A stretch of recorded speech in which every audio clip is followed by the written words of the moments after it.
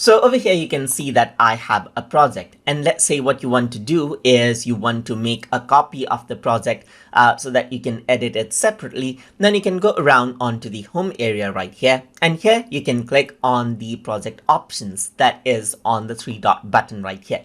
So once you do that, over here you can see duplicate is an option, and once you go around and click, now you can see that a duplicate project dialog box opens up where you can just go around and rename out the project to whatever you want. So I'm just going to name it as TutorTube copy right here and click on duplicate. And once I do that, what happens is that the project will be copied out right here. So it is copying out the project and it's preparing to make its duplicate.